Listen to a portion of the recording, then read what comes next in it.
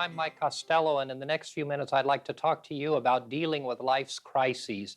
It doesn't matter who we are, what we do for a living, where we come from. It doesn't matter what our socioeconomic background, religious background, or what our belief systems are. Every one of us faces crisis from time to time. It's a reality of life, and it's something that visits each and every one of us. In New Thought, philosophy and metaphysical philosophy, we spend a lot of time talking about using spiritual principles to deal with the realities of daily living. Some people have even termed our form and philosophy of faith as practical Christianity, and we believe that it is practical. The ideas that we share with you are not designed, nor do they exist to invite you to change your religion or change your religious faith. Instead, they're ideas that you can use within the confines of whatever your faith is to redirect your life in a positive and affirming way. And so when we talk to you about these ideas, we're suggesting that you employ them in your daily life and that you use them in a very practical day-to-day way rather than trying to convert you to a new way of religion or religious faith. And so when we talk about dealing with crisis, we're talking about all of us in the human race, every one of us who deal with crisis from time to time. One of the things that we need to do as we begin to examine this issue of crises in our lives and how we can deal effectively with it, we need to accept the fact that crisis comes to all of us, whether it's a crisis of health or a crisis of economic difficulty, a difficulty with relationships, a difficulty with your job, whatever it is. Every one of us has misfortune. Every one of us has crises and difficulty. It happens to everyone in every life. I think it's important for us to talk about the distinction between accepting something and giving up to something. And I want to talk for just a couple of minutes about that. It's very important that you and I accept the fact that crisis will be a part of our life, that difficulty will visit us. And in that process of accepting, I'm talking about giving in to a circumstance or situation rather than giving up. When we give up, we simply sit down and we fold our hands or we wring our hands and become so immersed in the problem that we're facing that we're not able to do anything with it. But when we give in to the fact that this is the way it is, this is where we are in life, then we can begin to deal with the circumstance and situation. Then we can begin to be guided and directed. Then we can begin to live anew by dealing with this circumstance and situation. I'd like to give you an example. If you are in a financial crisis, if you don't have the financial resources to meet your living expenses, you are there. You have a financial crisis. You are in the midst of that situation. But what I'm suggesting is that you give in to it by accepting it for what it is, a difficulty, a challenge, a crisis perhaps, but giving into it and not giving up. Because when we give up, we don't look for alternatives and we don't become proactive in dealing with the circumstance and situation. The same thing is true if you're dealing with a health crisis, a difficulty of illness, and all of us face that, or almost all of us, at one time in our life or another. If you are sick, if your physician has said you have a disease, if your healthcare provider tells you that you are ill with some kind of an illness, that's where you are. And there is nothing wrong, nothing at all wrong with accepting the fact that that's where you are. But at that point, you have the opportunity to direct your thinking away from the condition and into the solution or the guidance in terms of what it is you should do. The same is true of relationships, new job opportunities, diminished relationships with children or spouses, whatever it is that's a crisis in your life.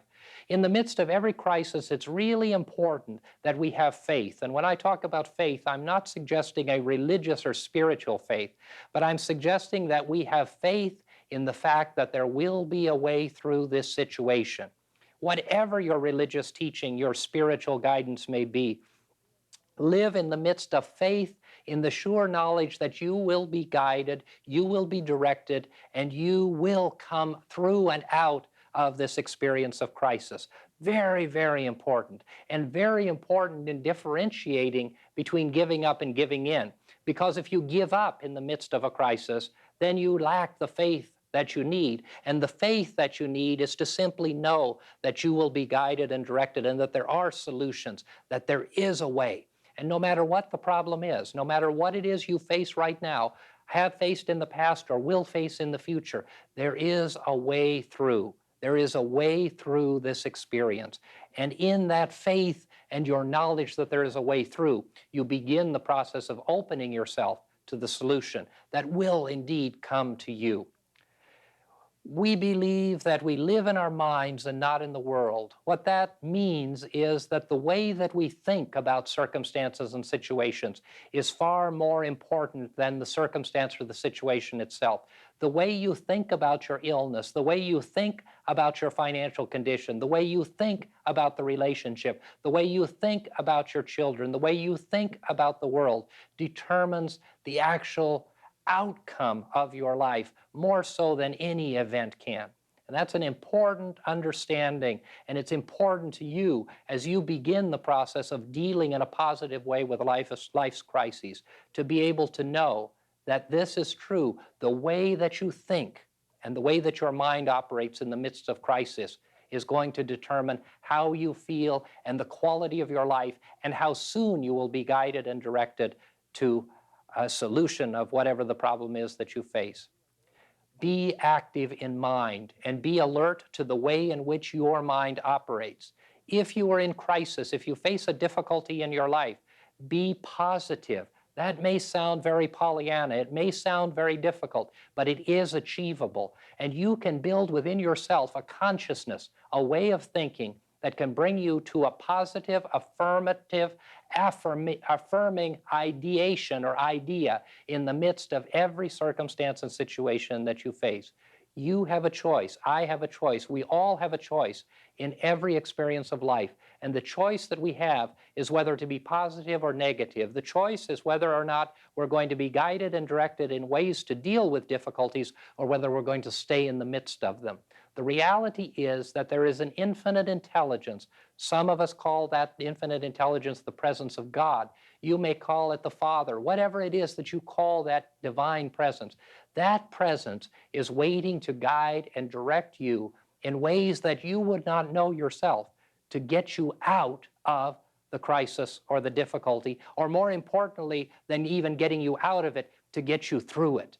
Because in reality, it is through the crises of life, the difficulties of life, that we have our most dynamic, growing experiences and come to know how strong and how empowered we are as individuals when we unite our thought with the thought of God, with the power of God. In the process of moving through crises and difficult times, it is an absolute imperative that you allow yourself to feel emotions. Allow yourself to be sad. Allow yourself to be somewhat depressed for a period of time. Allow yourself to feel whatever it is you feel.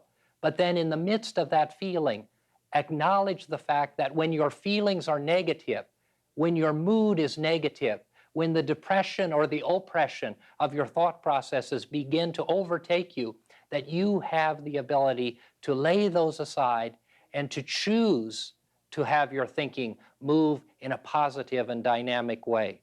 A beginning of this process of changing the way that you think calls you and me and each one of us to give up the process of blaming anyone and the necessity of forgiving everyone in the midst of difficulties and challenge. In the midst of life's crises, we cannot afford to get into the blame game, because when we blame, and it doesn't matter whether it's justified or unjustified, when we get into the process of blaming, then we get deeper and deeper into the negative emotion. And so the reality is that our spirit and mind of forgiveness must be in the midst of every circumstance and situation. Forgiveness has to be at the core of our thinking if we're going to direct our thinking in positive and affirmative ways. The reality is that you can change the way that you think about any circumstance or situation. And when you change the way that you think, you begin to deal in a brand new way with crises and difficulty. You are open to infinite intelligence, to limitless guidance. All of us are. It has nothing to do with who we are, where we came from, where we're going, what we've done, or what we failed to do. Every one of us has the ability to draw upon infinite intelligence, infinite understanding, and limitless guidance. If we will affirm the reality of our presence always with the Spirit of God and the spirit of positive and greater good. This takes some conditioning, and what we're talking about is conditioning and building your way of thinking so that your way of thinking empowers you to deal with the crises of life. So give up and give in to circumstances and situations. Give in gives you power. Giving up takes from your power. Have faith in your own ability to connect with the guidance and the source within you. And have the faith always to know that there's a way through every circumstance and situation. Be positive. Make the choice in your conscious mind of being positive enough to know that you will be guided and directed. Permit yourself to feel whatever it is that you feel. Allow your emotions to come to the surface, but then control your emotions with the affirmation of positive thought and positive understanding. Blame no one for any circumstance or situation, and forgive everyone, because in the midst of that, you begin to heal and deal with the crisis. And then open yourself to guidance and direction. And when you do that, you will be guided and directed in the way that you should go. And the magnificent thing about this teaching, the magnificence of being able to deal with the mental and positive and practical ideals of dealing with crises in your life, will empower you to deal with the next crisis that comes in a positive way. And each and every experience that you have in life that brings you challenge or difficulty or crisis, each one of those experiences will strengthen you and empower you to be able to deal more effectively with those challenges that come. After all, one of the things that we believe as a foundation teaching is that all of the difficulties, all of the challenges, and all of the crises come to bring us the lessons that we need to learn. And if we are good and diligent students, then we will be blessed. We will be blessed with the understanding and the knowledge of the lessons that we were sent here to learn. And so as you deal with the crises of your life, don't be afraid of them, don't run away from them, and know that they will come to you, and that in the midst of them, you will have the most magnificent learning experiences of your life. It may be hard to believe in the midst of the pain or the suffering, but the learning experience is there, the victorious overcoming is there, and the joy of being able to deal in a practical way with the crises of life will simply empower and strengthen you. We believe in prayer and meditation as a wonderful tool for connecting us with divine guidance. And so we'd like to invite you to pause at this point of the program for a moment of reflection. Eternal and loving God, we gather our hearts and minds together in the reality that crises visit all of us, and that in the midst of every crisis, you are there guiding and directing, bringing us to a new and deeper understanding of the lessons that we need to learn. And so we open ourselves to this learning experience, to the magnificence of this life, and we ask your guidance and strength in all of our life experiences. In the name of faith, the name of hope, and the name of love, amen. Those were very potent thoughts on forgiveness when we're in the midst of crisis. And very often we need to forgive ourselves above all. Absolutely. And forgiveness is something that we don't employ as often as we should in our minds and in our lives, and it can do nothing but good for us. Yeah. And giving up the blaming, because we spend so much time talking about why it is we're the way we are, why it is we do what we do. And of course, there are circumstances and situations that have brought us to where we are, but the blaming doesn't help anyone, and the blaming connects us to that hurtful experience. Yes, and we can also realize that we have pre-birth agreements or contracts before we come in, and we're going to have certain things happen in our lives because we're here to work through specific things. And so that crisis might have been something we planned for since before birth. So if we can look at it that way, I think it's easier to bear. Mm-hmm. I think also people need to be reminded always that crisis is simply a part of life. Yes. And so often as we counsel with people, we find that they believe, well, I've done something wrong, or why is my life always a shambles, and why, and all the questions that people ask, as though those things should never happen. And in fact, they happen to everyone. Exactly. And if we reach out to others too, that's a good way to get over our grief or problems or crises in our lives. Just reaching out to others gives us a new look at life. Hmm. And that reaching out calls us again to forgive Yes, and to stop blaming. yes. Well, and if we would not blame ourselves ever, but realize that we're always doing the best we can, then, and even if we're not doing the very best we can, we've done what came to at hand to do. Then, if we use the energy in not forgiving or in blaming, then we don't have the energy to use productively. Very important that all of this takes energy. And the Yes, more energy we waste, the less energy. And really, as we waste our energy, either our mental or physical energies, we're accentuating the negative aspects of life. yes, And so we are then pulling away from the positive aspects of life, which are so important. yes.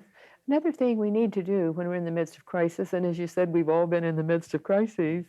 Well, we can exercise. We can get outside and give our body exercise. Because when our physical body is static, then our mental body grows static, and then we grow depressed. So if we just get out in the fresh air, it makes a big difference. A tremendous difference. Yes, And interact with other people, as yes, you said a few moments ago. That interaction calls us to do a lot of things. It makes us get out of ourselves, yes, which is very important, and it helps us to have a new perspective. yes. I remember after the death of my daughter, about 3 to 5 months later, I was working in a I worked at Disneyland for a time because it gave me an opportunity to get outside myself. And I realized that's what I needed to do. And I met a lady who was very depressed because her brother had died. He had taken his own life 4 months prior to that. Well, it hadn't been much longer than that my daughter had died 4 months prior to her brother's death. And I didn't realize it at the time, but I was able to help her so greatly that she wrote to me and telephoned me for quite a long time because she was amazed that I could forget myself and just think of her and to put this aside while I was there, the grief and the problems of life. And it wasn't easy, but I realized it was my own only salvation Hmm. because I developed bursitis so badly that I couldn't breathe or move for several days.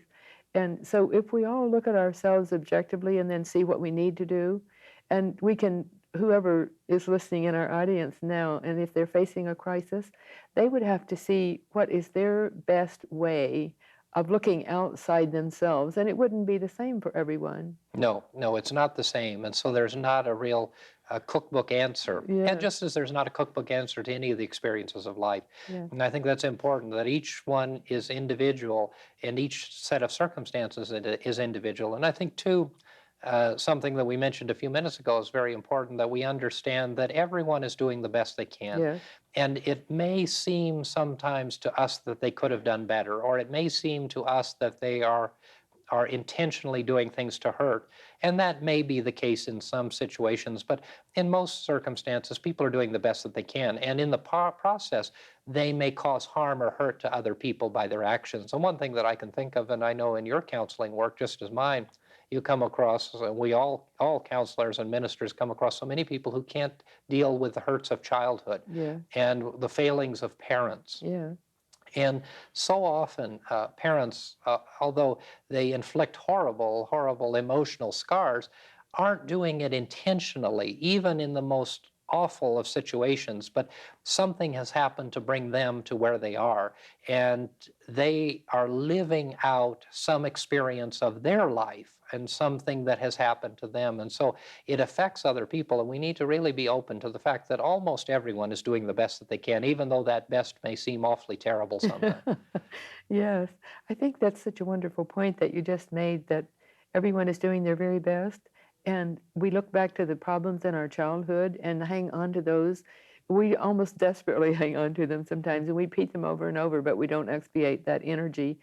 As you know, last Saturday we had a workshop at the church, Christ Church, and we did an exercise which was originated from Dr. Norman Vincent Peale's little booklet, the Plus magazine he has. Hmm.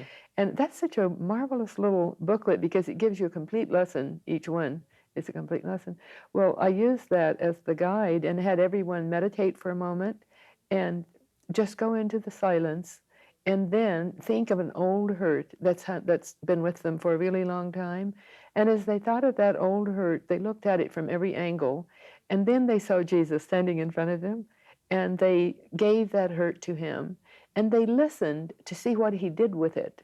Mhm. And then others, various ones from the student group, told me later that that was gave them such great relief. And one girl said, I really needed that. I hear so many people say that after your Sunday morning lecture. Pastor Mike was speaking to me. I really needed what he said. Mhm. And that's so often true. But this one woman said she had had a big dissension with her husband. And then when she looked at it from every angle, she could see his point. Mhm. So our audience who's listening might like to try that, because you can try it on your own. They can each just try it on their very own. They don't need a facilitator there, just to think of that hurt and then give it away. It's giving it away that expiates it. That's the same thing that happens in past life therapy. When we do the past life therapy work and someone brings up some old energy, then it dissipates when they bring it up and out and discuss it. Mhm. That's part of the importance of feeling our emotions Yes. and allowing our emotional side to tell us how we feel. And if we are hurt or if we are angry, then understanding that and stepping out of it, Mhm. or as you so beautifully put it, looking at it from different angles, Mhm. very important for people to do, because we need to look at these negative experiences and the crises of life, Mhm. and we need to learn from them. But we Yes. can only do that by examining them. And I think in New Thought, so often we try to, as do traditionalists, to kind of push it down and say, Pretend. well, if we're good spiritual people, then we're not going to be hurt, and we're not Yeah. going to be angry, and we're not going to be all of these things that every one of us are all the time. And so there's no avoiding that. But I think the key is not to be in it. Not once we identify it and once we feel it and once we get into that feeling, then we decide whether or not it's a positive or negative experience. And if it's a negative emotion, then I think there's a point in time where we need to release it. Yes. Now, there is also a point in time through which and during which we need to feel it. Yes. And we need to be there. Yes. And there's certainly strength in that and healing in that. And psychotherapists and sociologists and others tell us that very extensively. But the key is not to deny our feelings, Yes. not to deny those feelings, but don't live in them forever. That's it. Being in denial is one of the worst things we can do, because we don't work through anything. And then it just keeps harassing us and harassing us forever. And also acknowledging that it's there, but bringing it up and viewing it. And very often, when we're so upset with another person, if we view it from different angles, as you were saying, then we can see where they were coming from. We can see that they really didn't know any better. Mm-hmm. Absolutely. And the crises, and we deal often with people who are in health crises. Yeah. And the difference that we see in people in terms of this issue of choice, in the fact that we all choose how it is that we're going to deal with a crisis. And certainly a health crisis is one that really cuts us to the core, because in some cases we're talking about life and death. Yeah. And so many are positive and affirming in Yeah. their disease process, and of course some are released from that disease in one way or another, and others endure it to the end until they're released from it. But it's a matter of attitude and how these individuals deal with this crisis that really makes the fiber and the quality of their life, instead of making it a suffering period which has no redeeming value seemingly for anyone, making Exactly. it a positive experience that has redeeming value, not for their soul, although it does that, certainly, but for those around them and for their family and for themselves. Yes, I'm so excited about the various um, alternative health practitioners, medical doctors who are working in that way now of helping people see where their problem lies and help them bring it out and get rid of it. And it's just a wonderful thing that so many medical doctors as well as alternative healers are working in that way now, and they see that that's where the problem lies, within the individual. Dr. Deepak Chopra has done a wonderful work and wonderful studies and presents facts and figures showing how people have healed by stopping putting blame on others, by doing exactly what you've just been saying. Right, that changing and dealing with crises in the way that we've been discussing really has physical ramifications. Yes. And can actually bring about physical healing and Exactly. also prevent physical illnesses. Yes, and without fail, it does that. And people can, if it's their time to die, they will die in a more healthy state because they'll go when they're feeling more whole and strong. And of course, that's a better situation for them when they get over in God's great country, nirvana or whatever people want to call it, because we are more alert and wide awake then if we have been healthy and strong here right up to the last of our life. And Dr. Chopra has shown in just unequivocally where everyone who has an illness racking their body can alleviate that problem through their mind. Mhm. And through that change of the thought process, positive things happen. And then, as we said, also preventative things happen. If we're able to avoid diseases that are caused by these emotional and mental crises of life. Yes. Very often we bring on our own disease by thinking we're going to get it or by letting our physical health get askew so that we're not really giving our bodies the supplements and nutrients that it needs. But the mind is the biggest, you always say the mind is the builder. And this is so true because it's the mind that creates a situation to bring the body down. Mhm. And then it's the mind that interprets it. Yes, yes. And it's the mind that really ultimately helps us in all these things. We use it to forgive, we use it in denial or not using denial, we use it in every aspect of our lives. Yeah. And The process of mind is with us now and always, and the ideas of dealing with crisis so that we can live in a more practical and affirming way are ideas that are fundamental to the teachings of New Thought and metaphysical philosophy. And Dr. Freelander and I have been sharing with you these ideas in the hope that they will change and empower you. And we hope that you found this information useful, and we look forward to seeing you next time.